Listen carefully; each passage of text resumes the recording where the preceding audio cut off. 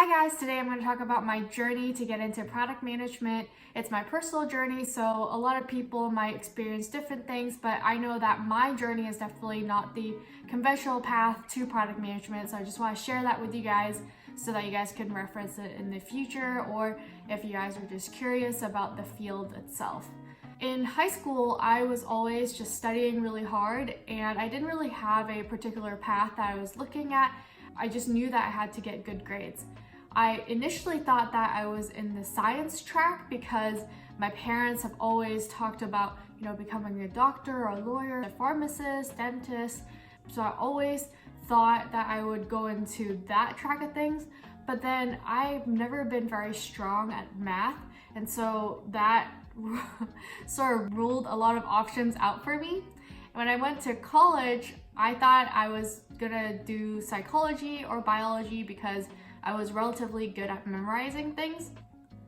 The thing about biology is that you either go become a doctor, you go do research, and you also need to do a lot of chemistry classes or physics classes just to have a good foundation in that area. You can't just be a biology major.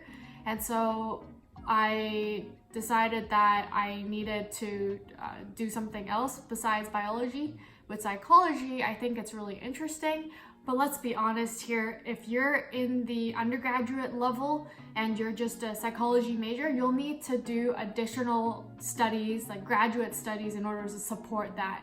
And a lot of the information you learn at an undergraduate level, you can basically find any of that information online through articles or read books on your own.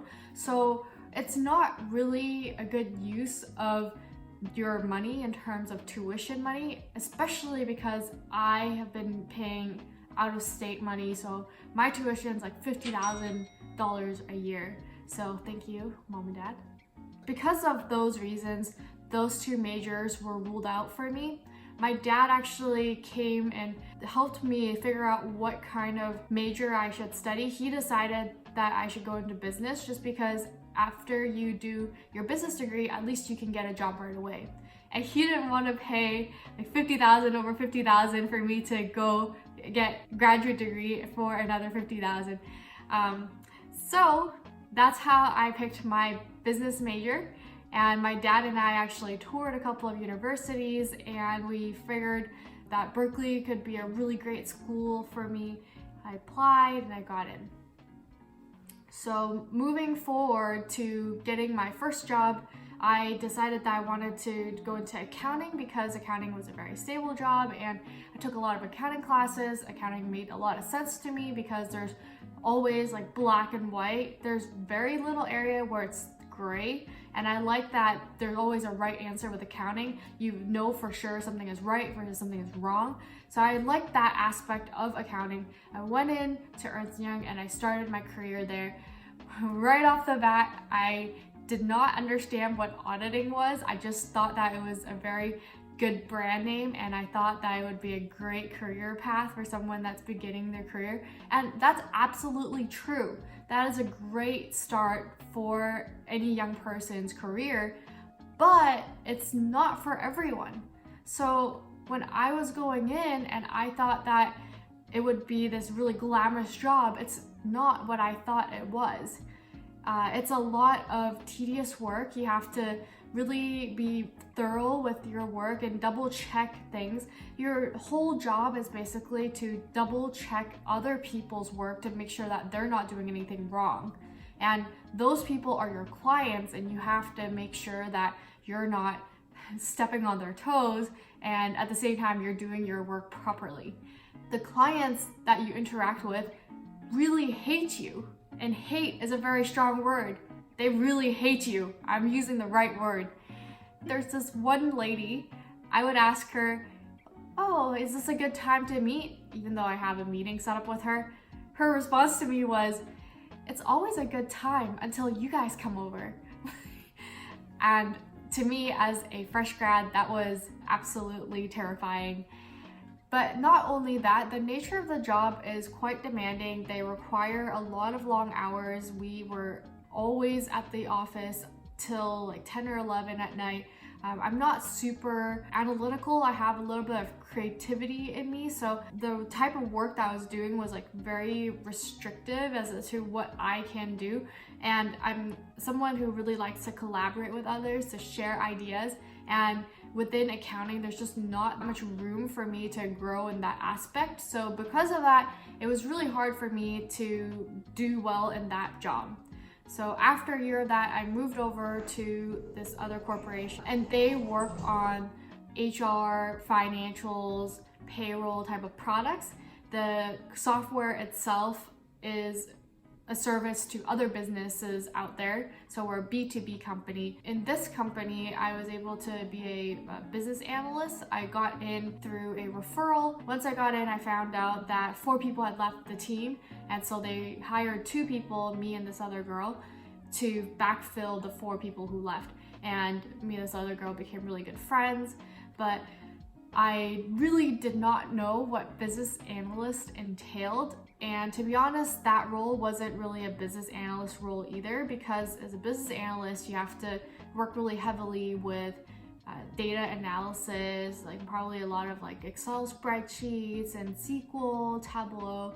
But we just primarily worked with Salesforce, and I think business analyst is basically just really dependent on what the team is looking for. So in that role, I did some Excel, some Salesforce stuff. Our company has software, and the other customers have to implement our products into their systems. And as part of that implementation, there's a lot of procedures, a lot of people involved. So our team is the support team to make sure that all of the implementations are on track and they're not having any issues. They also do a lot of like access. Like once the company gets really big, you have to provide a lot of little things in between in terms of processes to make sure that everything is running smoothly. So we were a lot of the checkpoints. So moving forward from there, I very soon felt like I wasn't getting what I wanted from the role, and a lot of these tasks should actually be automated instead of having the team do it. So I reached out to people in my company. It's a huge company, it has like 12,000 people, and I just kept networking and getting to know what other people did in different departments. I knew what product management was because my boyfriend at the time, now fiance, he's in product management, but his product management is really different because he works for a B2C company, and this is a business to business company.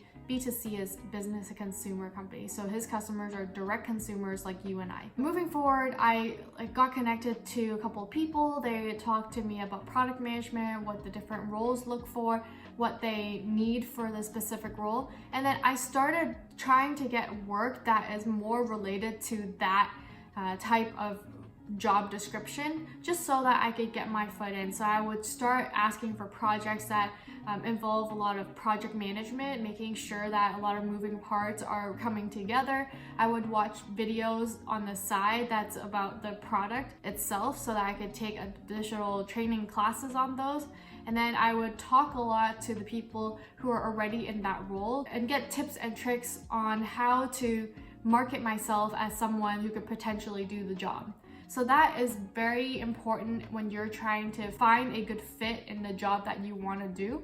And I went through a couple of interviews with the different hiring managers, and I've actually failed a couple of times because I didn't really know what they were looking for, and for them to take a shot on someone who has absolutely no product experience and no product knowledge, that is a big risk for them as well. So you really have to prove yourself that you've done a lot of your homework and you are a good cultural fit, and they really, sometimes it helps if they're short on people and they're looking to backfill someone really quickly and you're already in the company. So if you're looking for a way to get into a different job, I do highly suggest looking within your own company right now.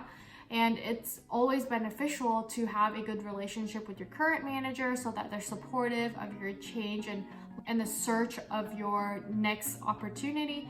And make sure that the job that you're doing right now is still really well done. You want to make sure that you're proving yourself at your current company so that they can trust you with something else.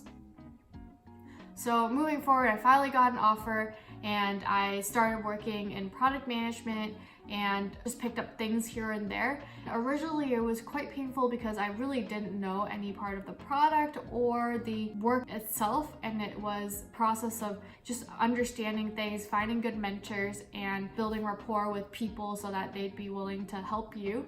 One thing that did help was that I went into a product that I was kind of familiar with in terms of like the basic idea. So it's an accounting product, and I had an accounting background. So at least I'm not coming in with no knowledge at all of that space. So I knew like the balances, I knew the accounting entries, I knew what seemed right and wrong. I just didn't know how to get it through the system itself.